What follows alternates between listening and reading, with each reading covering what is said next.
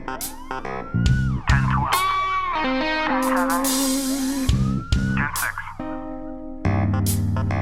Order.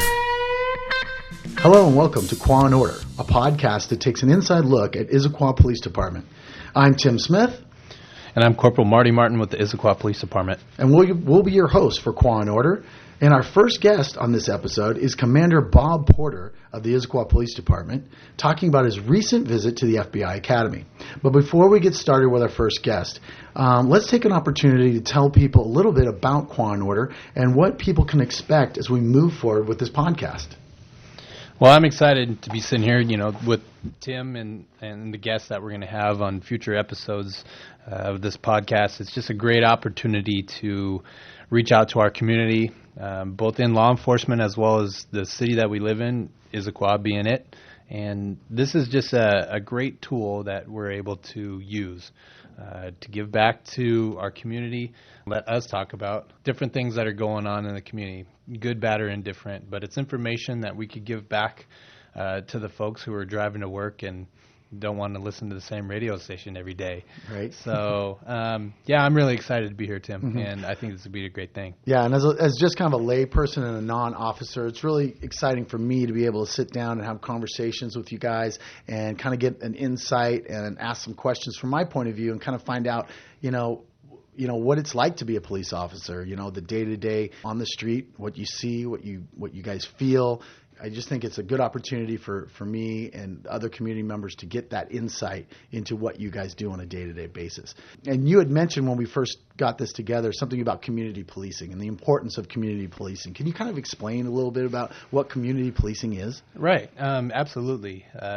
City of Issaquah has really taken a hold, as well as the police department, a hold of community-oriented policing and that style of policing.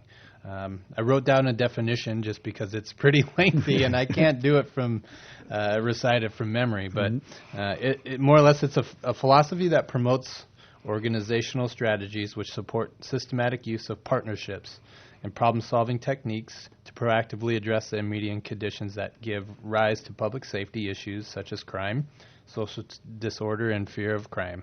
Now, with all that, that's a mouthful. That is a mouthful. But how do we put that in action? What has, and I speak only, for the city of Issaquah's police department. We've taken a hold of that philosophy, and we've put it in action, which is very exciting. I've been an officer for 9 years, and this is the only police department I've ever worked for.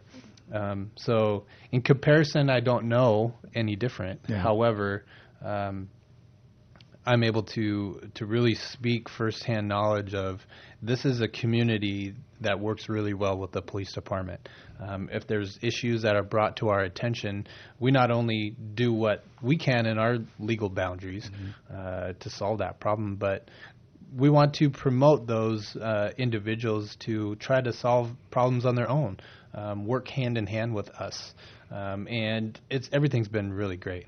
They're very receptive to that, and so that's great. It sounds like a really kind of like, it's community policing. It's bringing police and the community to get together is what it sounds like. And Absolutely. I think this is going to be a great opportunity to kind of put one of those prongs out there and just say, okay, here we are. Here's your message. This is what's going on. I think one of the other things I think we've talked about that this podcast can be is also a place for tips and crime trends in the community and things that citizens can do to help do some crime prevention as well. Yeah, absolutely. And the day and age that we live in, everything's either on an iPhone or an Android phone, and so it's very people are wanting instant information. Yeah. Now, can we push that out? Well, there's some things that we need to go through before we get out information. However, this is a great vehicle that we could get good information, let it be about upcoming events that are sponsored either by the city or more specifically the police department, like National Night Out.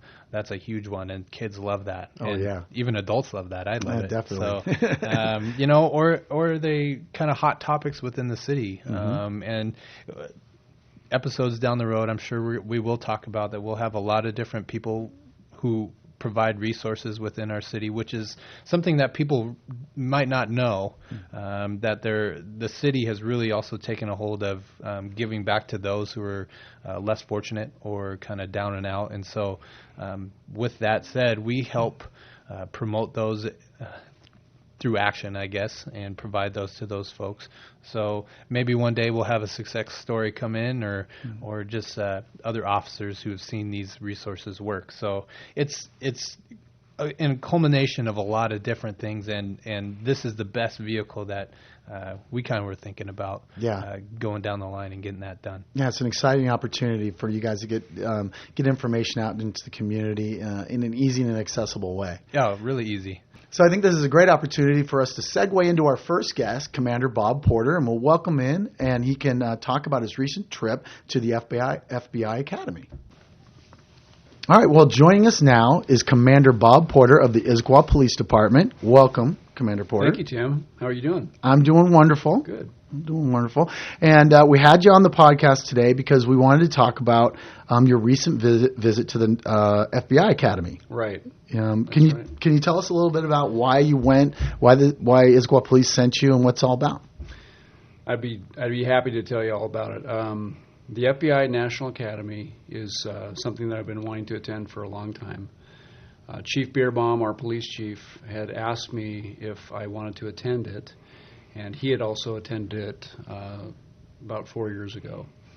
The FBI National Academy is a 10-week national and international law enforcement executive leadership academy, where you it's some people have called it the premier law enforcement academy for management in the world. Wow. It was started in 1935 by the FBI, and they run it in 10-week classes. So as soon as you get permission from your agency, you go to Quantico, Virginia, where the FBI Academy is, where the new agents are. And then you attend a 10-week block of instruction, ranging from all different kinds of classes that you can select. And so I wanted to go because as soon as I heard about the National Academy, we've had several people here, former chiefs and deputy chiefs, that have been to the National Academy as well. And when I heard about the opportunity that they had talked about and how great it was and how much they took away from it, I wanted to go right away. The National Academy it's kind of like going back to college for law enforcement managers and leaders. And you not only learn about current trends in law enforcement, you can get some lessons learned from other agencies about what they've gone through, things that you can ask other students and other peers that you would normally not ever see or meet. You can learn from them, and that you can also get inspired by speakers that come and give us enrichment sessions, that they call them, which is motivational things, personal accomplishments in people's lives, strategies that they've gone through to overcome odds, and it helps us kind of gain a perspective on what law enforcement and leading law enforcement is really all about. So is it just police agencies, or is it all different types of law enforcement agencies that do this academy? Primarily it's police agencies. There are a few jail representatives there, but it's mainly law enforcement mid-managers all the way up to chiefs, from municipal agencies such as ours to county agencies to state agencies. Mm-hmm. And then also there's international law enforcement agencies there as well. So and this is just, I apologize for this question, so other federal agencies like the DEA do they go through the FBI? Do you know? I'm just curious, Yeah, I get you. Yeah. The DEA has its own academy. Okay, so they wouldn't be, and then they weren't other federal groups. That's what I was thinking. It's like other federal groups, they wouldn't be there. No, there are a handful of FBI agents that also go through this academy with the local law enforcement. Mm-hmm. But normally the other federal law enforcement agencies don't, because the FBI National Academy wants to. It started with the premise of involving municipal, local law enforcement and integrating them with the FBI so that we could help each other. There's resources that we could call upon if we need to in the future, and it will help us network together if we ever have a question or want to start a new program, or if we just need somebody's help around the country, around the world with manpower or a certain need, such as if we needed to bring the FBI in or another agency. Now I know a lot of people that I wouldn't have normally known that I can call. Right. Yeah, that's really good. Yeah, it's a fantastic opportunity for networking. And with the academy class, it's not just sit in a room for 8 hours talking about the same thing, right? Were you able to select some of the classes that you wanted to in terms of personal preference, or? I did. I would equate this to going back to college in a sense, where we had the option of picking 4 to 5 different classes. So the classes that I picked are conflict resolution for law enforcement managers, because let's face it, probably a good thing to read up on. It's a really good thing. We want to solve problems with each other. With it's human nature to try to resolve things, but you need to do that to move forward. With it could be within the city, it could be within the community, it could be within other law enforcement agencies. So. Conflict resolution is a really valuable tool I wanted to get better at because I don't think you can get good enough at that. No, definitely. Another class I took was media relations with law enforcement, and it was great because they taught us how to speak to the media and how to, in a sense, message what we want to put out there as far as how it's really going in our agency and how we're really looking at a situation, and to be effective at delivering that message. It could be through what we're doing now.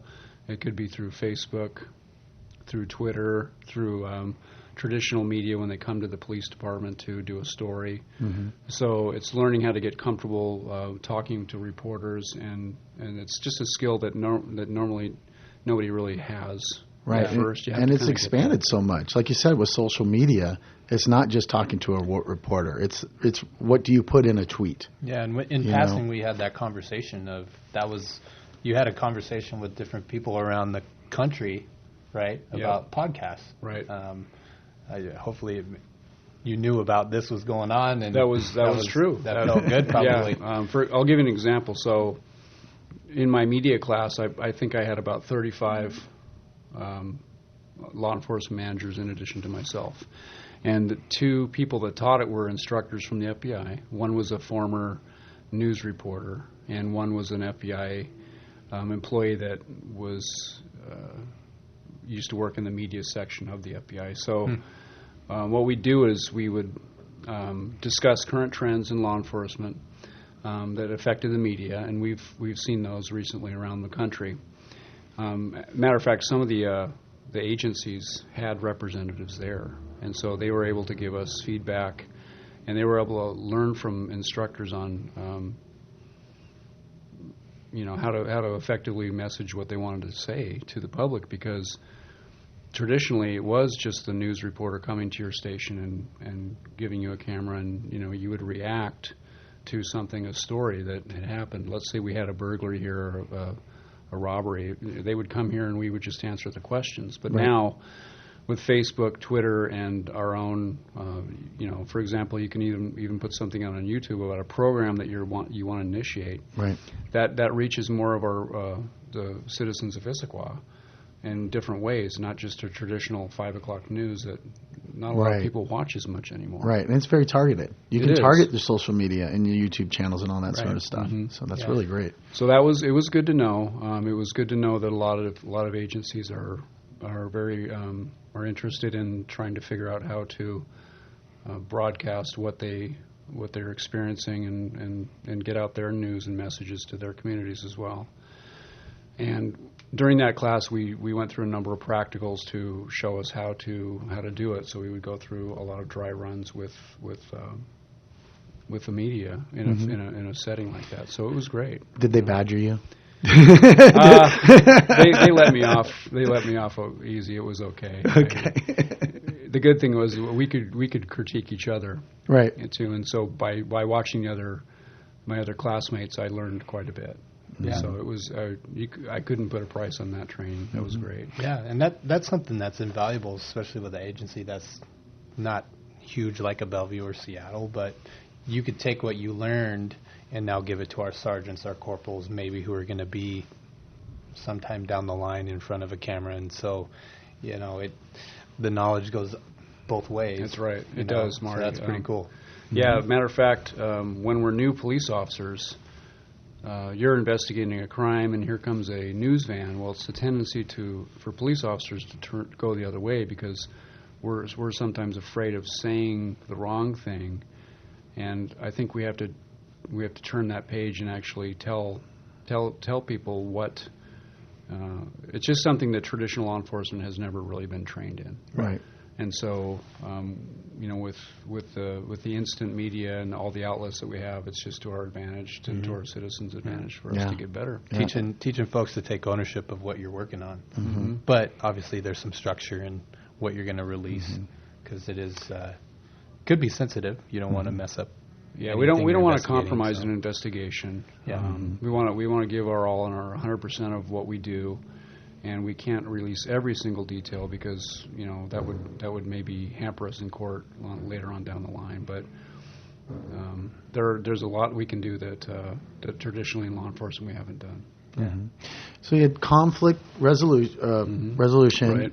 Media. What was some of the other classes? The other classes that I took was I took a class called Leadership for Law Enforcement, and that was more of an interactive class amongst the students in the class. And what I learned from a lot of officers was things that went right in their agency and things that went wrong in their agency, because if they address something if they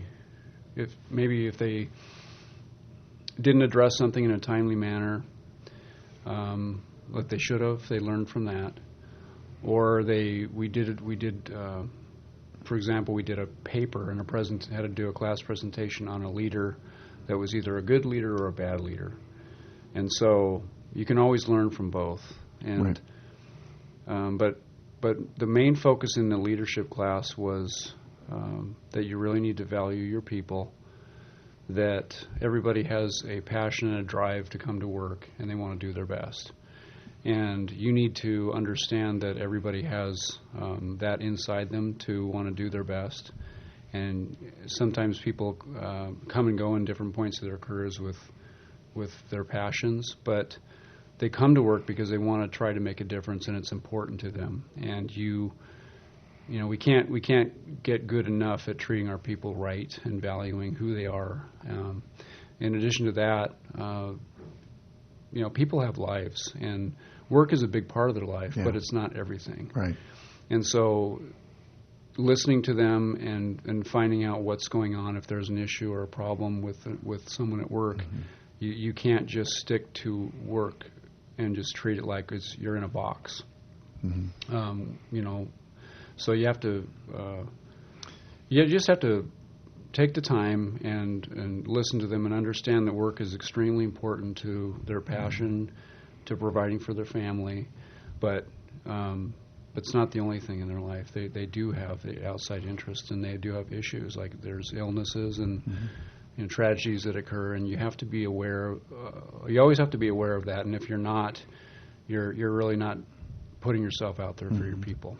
Right, and especially in your guys' career, the stress and pressures of your day-to-day jobs, along with if something's going on in your private life, it just makes it more challenging. That something like me, my stress and pressures in my job, I'm out shooting videos or doing this, that, and the other. It doesn't compare. It pales in comparison. So if something's going on in my home or my personal life, it may affect my work, but I'm not interacting with the public in law enforcement like you guys. So that's such an important thing. And kind of piggybacking off of what Commander Porter says is if you create that environment where, first off, people want to come to work and they enjoy the people that they work with, if one of these tragedies, one of these things come up, hopefully, I guess it's the hope that that environment helps people be more receptive to reaching out or accepting some help. If it's just sitting, alone at a Starbucks with a good buddy or a supervisor, or saying, "Hey, this is what's going on," all the way up to the, I need more help than what maybe just one individual can give. Maybe I need the help of the department or the city, Right. And I think that plays a big role into that. Yeah. Fostering that sense of family within, Absolutely. within the police department. Yeah, and it's cliche. We hear it all the time. We're brothers of the blue line, sisters of the blue line, but we spend a lot of hours here. We work 12-hour shifts. We do. And that's not even with, maybe leading into some specialty things that you did. I know I'm kind of biased. I'm also on our SOT team, and I'm talking to my boss. What's here. SOT stand So that's for? our special operations team. Okay. And so we could put in some long days, and or nights, and so being able to go home and get some shut eye, see your family or your what have you, cats, dogs, fish, parrots, whatever, and be able to be excited to wake up and come back again. I think that's a big deal. Yeah. It is. Yeah, when you work for a police department, you have to have a passion. You also have to be, your life is on the line when you come to work. And you work, and we're asking these guys to work days and nights every week. Right. Because that's what our patrol officers do. They work 2 12-hour days, followed by 2 12-hour nights. So their families obviously pay a price for that. They pay a price for your commitment to what you do. Yeah. And so it's not a 9-to-5 job. It's more than that, because and so your lives are on the line. You work. Right. So you're missing interesting stuff. hours. Oh, Right. yeah. So you miss Little League You're games. not You miss there for your son's recitals. Little League game. Yep. You're not there for your daughter's ballet all the time. And so that's why law enforcement is like a family, because you're not with your family for the traditional hours, and so you have to treat everybody like family, because you go through some pretty rough calls or stressful calls here, because we care so much about our community. Right. That you have to give it your all. This job demands your best. Yeah. And on the flip side of that too is that when you talk with your at-home family, I guess if you want to categorize them at-home family, they are a little more at ease knowing that when you go to work, people are taking care of you. They're taking care of your husband, wife, brother, sister, and so I know with my wife, I have 2 little ones, and so that could be tough, especially with flip over days and working nights. And I've missed plenty of the t-ball games and the first steps, even some things like that. And so that's tough. But my wife, I could probably speak for other significant others. They know that, hey, people at Dad's work are fine. They're going to take care of Dad, and they're going to take care of everybody else, because they are the family. And there's definite, almost tangible value to that. So that's really cool. That's really neat.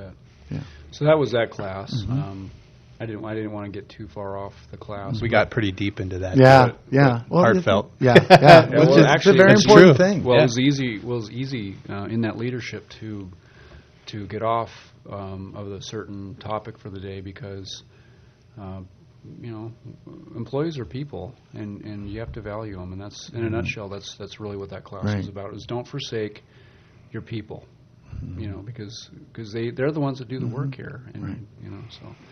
The other class I took, 2 more. I took one called Managing Organizational Change. And because, in today's world, it doesn't matter if you work for a police department or a city or a private business or any form of government, that your priorities change. Your boss will come and tell you that you have a different project to work, or that you need to implement something, or the community expects us that will address a certain issue, and so we're looking to try to get a hold of that, and how are we going to do that. So the class called Managing Organizational Change was how to implement a program, a project, a different procedure within your department, because you can send an email out to your people, excuse me, and you can say, do this, but you may not get the buy-in or the understanding, and so your program may not be very effective. What this class taught us was how to get some steps in place that creates the need, the urgency, the sense, the understanding, and the purpose behind a project or a new program or a change in the way we do it, so that if your line staff are behind that and understand that, then they're going to carry that out better than if you just sent them in a memo or an email form. So it's kind of that. It's kind of understanding the whys behind something. Right. Yeah, it was a great class. I know that people want that too. They want to know, well, why is this change coming? And that's just a simple human nature. Right. Yeah, why?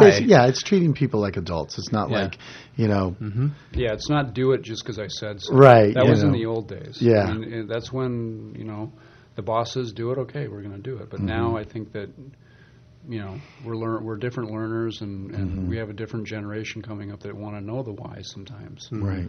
Right. So I'm one of them. Yeah. You are? Yeah, I fall right in between. And that's great stuff. Right.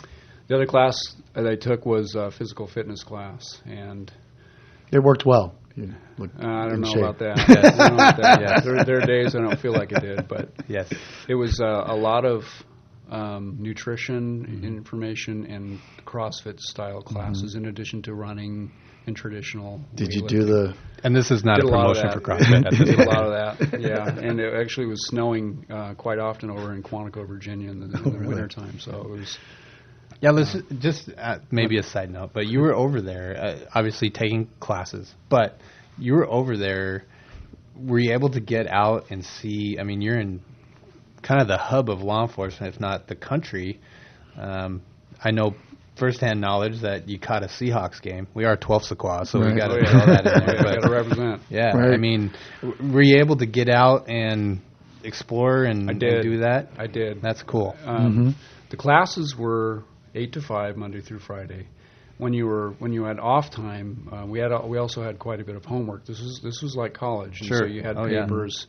I had 3-page papers. I had 8-page papers. So you did research and did a lot of laptop work. But being that it was on the East Coast, it was a great opportunity. I'm from the West Coast, and so I haven't been over there much. But Washington D.C. is 45 minutes away. So the Smithsonian's Dulles Air and Space Museum was there, is there. They had, Arlington National Cemetery. We went to Ford Theater where President Lincoln was shot. We went to Baltimore. I went to my roommate. His in-laws live in New Jersey, and we got up there to see that. It was really more beautiful than I thought it was going to be. It was on the shore, so it was gorgeous over there. Went to Philadelphia, climbed the Rocky Steps at the Philadelphia Art Museum. Did you do that? Did you count every step? I didn't. Did you do the hands? Yeah, Did the you get hands. to the Did top? saw the statue. Yeah. Went and got a sub Philly cheesesteak sandwich. And Which one? I don't remember which Was one. it- They're was it- right across the street. from Right, each other. Geno's and It was Geno's. It was Geno's. It was Geno's. Okay. Yep. I'm sure they're all good. Yeah. They were fantastic.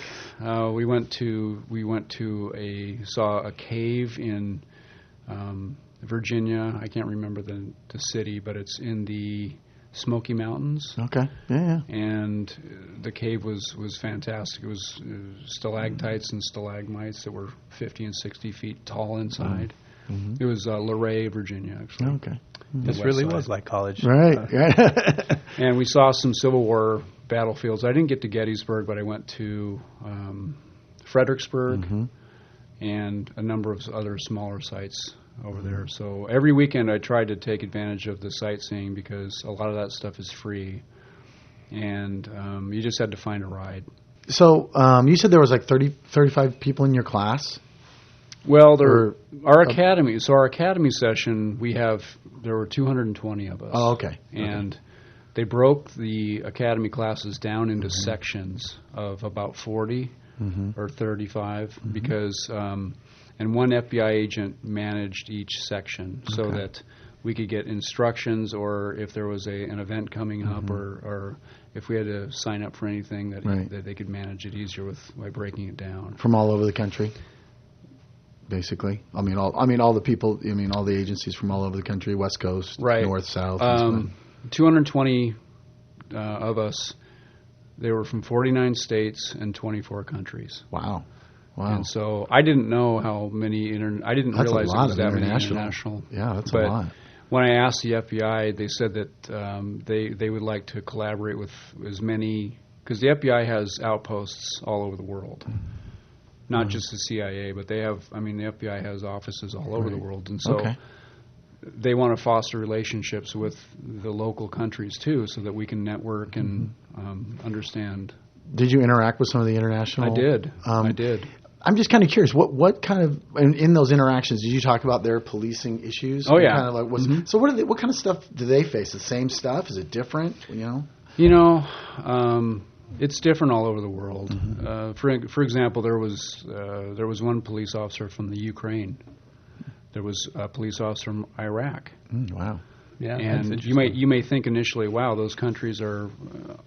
I didn't expect them to be here in Quantico, Virginia, but they got invited by the FBI. They passed all the requirements and regulations, and these people want to do good for their communities. They're leaders in law enforcement. They want to do their best, just like we do. So it was interesting to hear their stories. They have different styles of policing, obviously, because a lot of them are from European countries, and their cultures are different from ours. But I found the passion was there no matter what country you're from, and.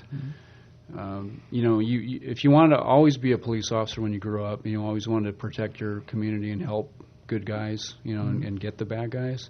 Those are those kind of people. They're not military. They're local law enforcement. They're just regular human beings like us, and they want to make a difference. And so it was really neat to hear that, it made me feel proud of law enforcement around the world, because they have good hearts, and they want to do their best, and they're just like you and me. So really makes the world smaller. It really does. Yeah, it shrunk it down. It shrunk it down big time. It really did, and gained some good friendships out of that. So. Yeah, what a cool experience. Yeah. I just want to follow up. So the other agencies within the U.S. and the conversations, what kind of challenges are they facing when you talk to them? I'm just curious. Issaquah has its own specific challenges. Are they very similar? Are they different? I think they're similar in a lot of ways. There were some very small police departments there. There was a chief of a department that only had 5 officers, and then there was a couple of guys from New York. And there was a few from Los Angeles Police Department, and there was a few from Philadelphia Police Department, just enormous police departments. And so they have crime rates that are, significantly higher than Issaquah. Crime rates across the board. Yeah. Property crime, violent crime. Right, everything. We don't have much violent crime here. It's pretty rare that we have violent crime. We're very fortunate here.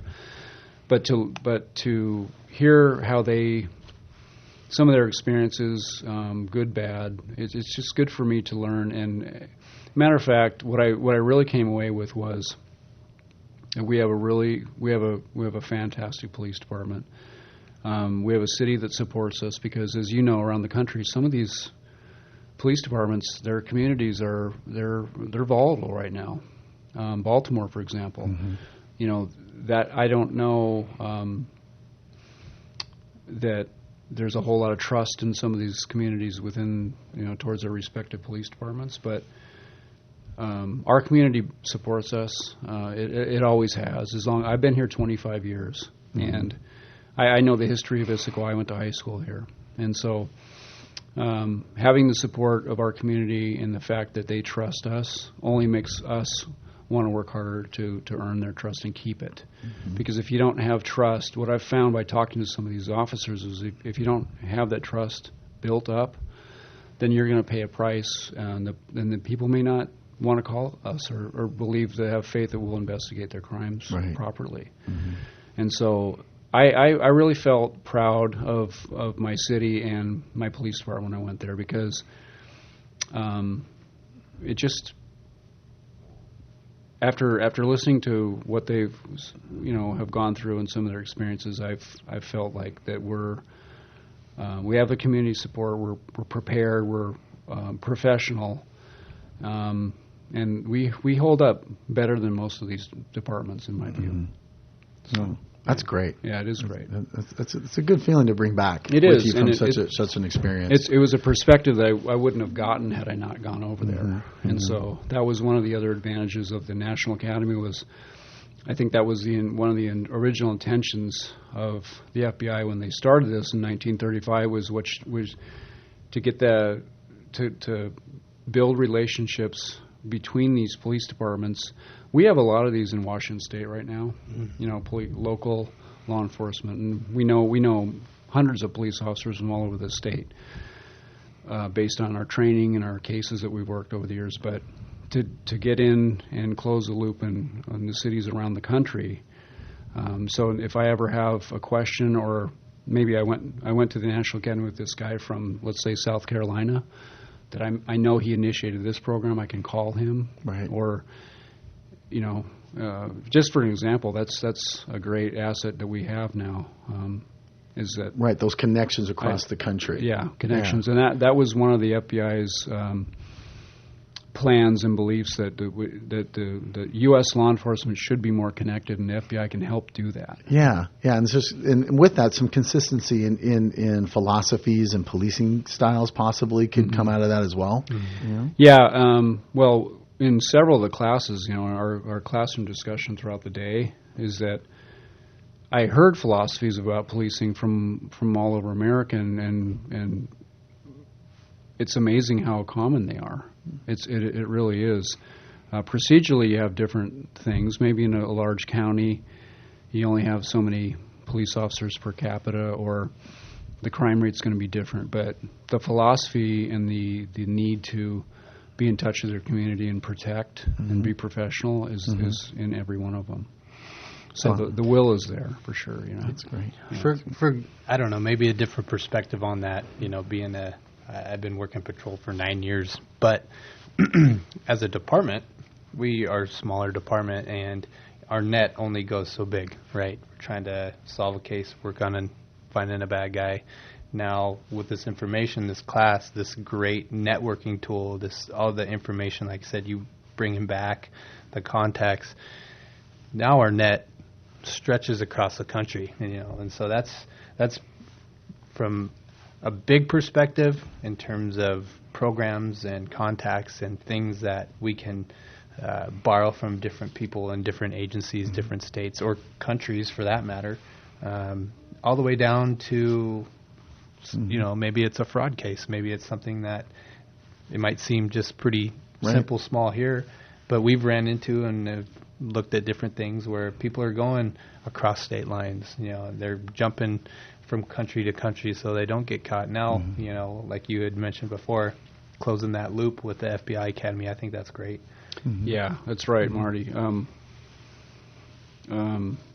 Before, if we had a fraud case in Oregon, we could call the FBI, but that's an FBI agent that may be in Seattle.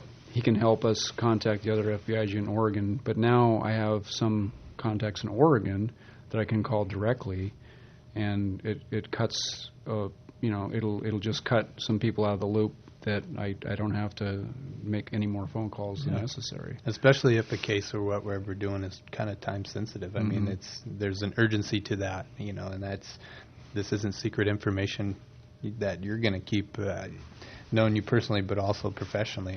It's for everybody, and that's pretty cool that really our department promotes that type of thinking. So. Definitely, that's a great tool. And before you slip out of here, I want to talk about did they make you do the Golden Mile? Oh yeah, the Yellow Brick Road. Yeah, right. Talk about that. I'm sorry, I forgot about that. No, that's okay. I was starting to talk about fitness. Right, and first of all, the fitness class that I took was, like I said, it's CrossFit. It's a little bit of running, some swimming, and some nutrition. And what they talked about was, as law enforcement leaders, well, first of all, we've all seen police officers who, we all can get in better shape. Mm-hmm. And in order to protect the people that we serve, we should be in better shape. There's mandates and rules in Washington. There's union agreements and this and that. And so for a lot of different reasons, and shift work on top of that, people always aren't in the best shape that they can be in. But going there and listening to the fitness instructor talk about how fitness can help your agency, can help you personally, can help you live longer, and as leaders, we should be able to. It's our responsibility to model what we've learned and show it to our rank and file. So, if I'm going to be a police officer who's largely in an administrative role these days, because of my promotion, I was a sergeant until June, and then now I'm a commander. So I'm not on the street anymore. But that doesn't give me an excuse to not stay in shape and demonstrate for the people that I work with, Right. that I'm taking it seriously, because, as a leader, you should look up to your leaders and see are they modeling the behavior that they should be. Yeah, and there's a perception.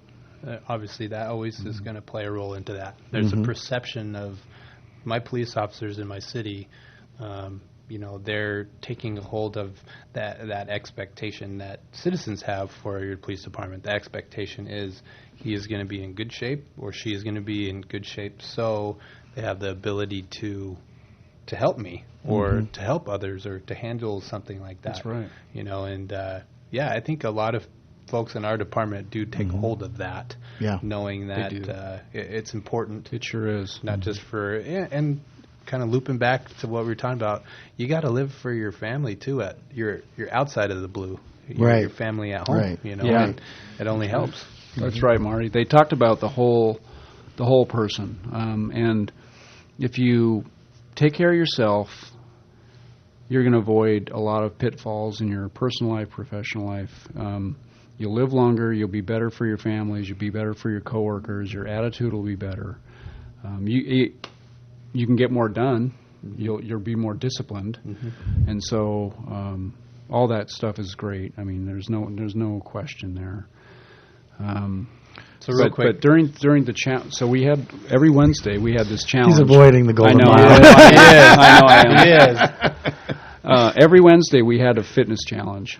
So we would run. For the first one, we had to run a mile and see how fast we could run it. The next week we. Do you want to divulge that? I think I was at. You don't have 7:43 or something. Hey, that's all right. Not bad for almost 50 years old. There you go. So the next time we did a CrossFit challenge, which was 20 minutes of just go and 20 seconds on, 10 seconds off, or all kinds of stuff, and you're just gasping for air. How tall are you? 6 foot. How difficult were some of those things to do? Because I list the up myself downs as were tough. 5'11", but I'm 5'10" and something. Yeah, And that's tough. I had it better than some of the really tall guys. Taller guys are. But anyways, but let's our, get back on topic. But our chief, he's 6'6". Yeah, and so I don't. And in very good shape. Getting down on the floor and doing some of those things, I don't have anything to complain about. Right. So, anyway, so we did fitness challenges every week, and they led up to this thing at the end called the Yellow Brick Road, which was it's a 6.1 mile run, and it's sprinkled with trails along the way, with hills, with obstacles. So it's on the Marine Corps base. Okay. And so we're running their Marine Corps challenge, which is climbing up a wall, getting over ladders, going through underneath things, and just kind of that traditional stuff that you see in sometimes in movies and in military movies. So that was a 6.1 mile run, and a lot of the CrossFit stuff that we did getting ready for it gave us the strength and the energy to get through that course. And they tried to get away from traditional weightlifting of getting under a bench or a squat rack and doing that, because that can injure you too. It builds muscle mass, but it also can injure you. Well, talking about building, that's talking about how things have changed, right? It's not individual based. What you're saying, you did a lot of CrossFit things, which is usually either timed individually or teamed.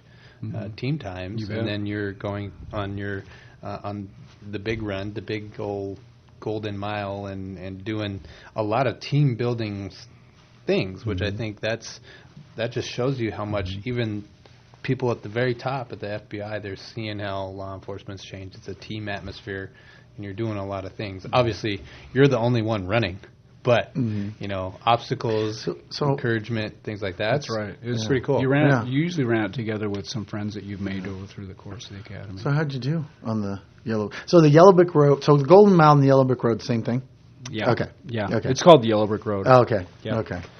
After the how'd you Wizard do? of Oz. Yeah. I did good. Yeah. I did good. I don't. They didn't time us. Okay. I don't wear a watch when I run or anything, but you could individually time yourself. Right. So the obstacles weren't too hard, getting over the big walls. If you were in shape, it wasn't too big Okay. big of a deal. No. Right. So I'd be walking around the wall probably. It was. Well, the question Had is, we not built up to it, it would have been really hard. How That's good. easy was it going through TSA coming out of Quantico, Virginia with this big old yellow thing in your luggage? What did you get after you completed your academy? I got a brick that was spray painted yellow. Yeah. Oh, okay. So you get FBI yeah, National get a little Academy. trinket. Yep. So Got a is brick. that for completing the course? Or is that the It's- course it's- or the Yellow Brick Road? If you complete the Yellow Brick Road, you get one of those. But it's kind of symbolic of, when you look at it, you should remember the importance of health. And you can also start that as a conversation point with somebody who goes, what is that yellow brick in your office that says FBI National Academy Yellow Brick Road? And so you can kind of share with them and hopefully inspire them a little bit, because that's what we're here to do. And it just sounds like this whole trip to the academy has brought back such a wealth of information that you're going to be able to disseminate through the rest of the police department. And I just think the community of Issaquah is lucky that you were able to go to that and bring that knowledge and experience back, and especially the communication with other departments across the country and the world. I think that's really, really cool. Yeah, there's no doubt, Tim. Excuse me. That everybody has a common mission in law enforcement, and we cannot. You have to work at that every single day. We have to be professional. We have to be aware of what's going on with terrorism and current criminal trends. That was a big part of it too, was the education of the current criminal kind of spectrum. So that was good, but it's the whole thing about being competent in your job. Here's the networking piece that you can reach out to. Take care of your people. Take care of yourself. Appreciate your city.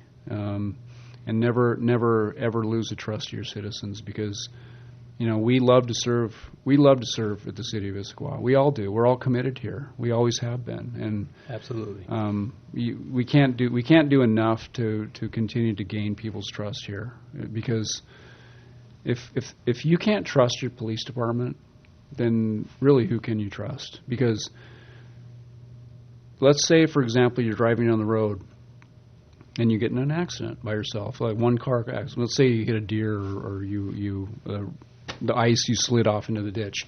What if nobody calls the police because they don't trust us? What's going to happen? Right. You're going to remain in your car injured with no help.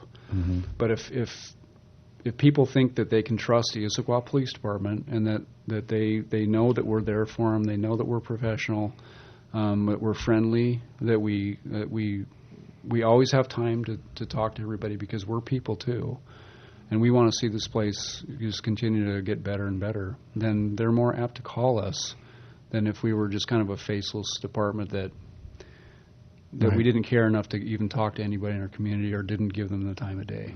That's a great point. So That's a great that's point. what it's all about. Yeah. And I think that's a great way to end this first podcast. Absolutely. What a great conversation. Thank you so much, Commander Porter, for Thanks coming for having down. me, guys. I appreciate it. The wealth of information. Marty? Yeah. Had a great time. Thanks, Commander Porter, coming in. Well, that's bet. it for the first edition of Quah Order. We'll talk to you next time. Take care. 10-12. 10-12.